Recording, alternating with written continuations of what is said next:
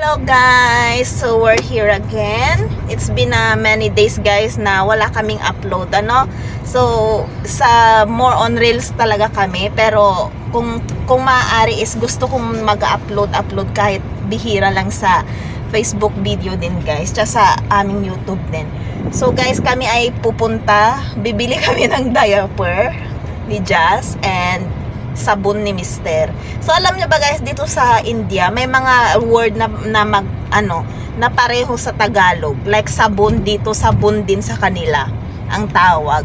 Tapos sa yung kumot, ang tawag nila dito is kambal. 'Di ba ang kambal sa atin is twins? So 'yun ang tawag nila sa kumot dito, kambal.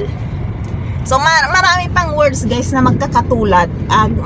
Maybe gagawa ako minsan ng reels ng about dyan.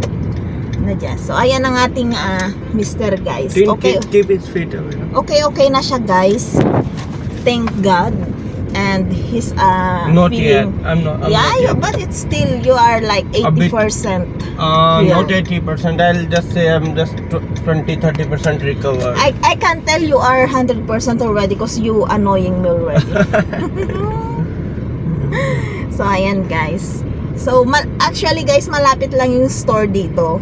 Umiikot-ikot lang siya para kay Jazz. Kasi si Jazz super enjoy siya sa sasakyan. Basta sasakay na siya ng sasakyan, happy yan. Just now, don't your see, Jess?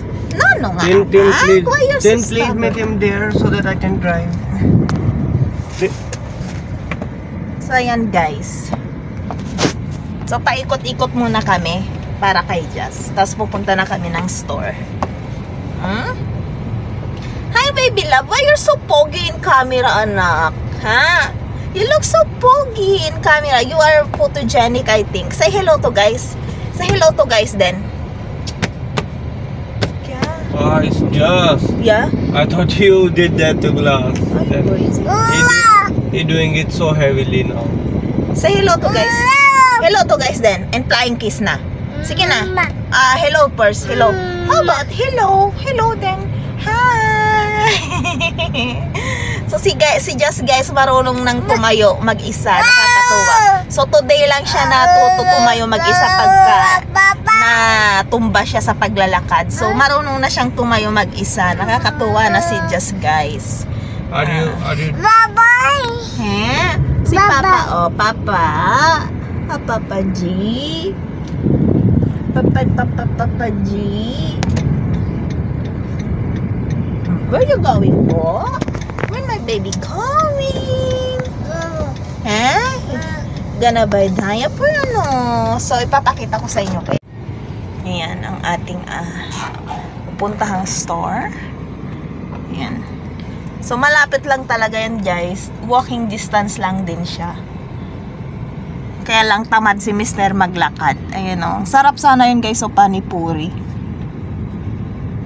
Pero umiiwas kami sa street food guys. Kasi mga street foods madalas talaga dito guys is madaling makontaminated. Kasi sa sobrang init ng panahon. Especially in rainy season. Yes. Iba na in rainy season daw. Especially in rainy season.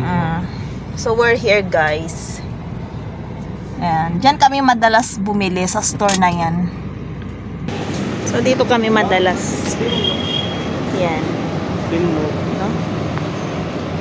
Dahil malapit na ang Rocky Festival dito guys, which is for brother and sister. Yung mga bracelet na yan guys, yan yung sinusuot nila with each other. Ayan. So makikita nyo ang dami ano. Thank you for watching guys.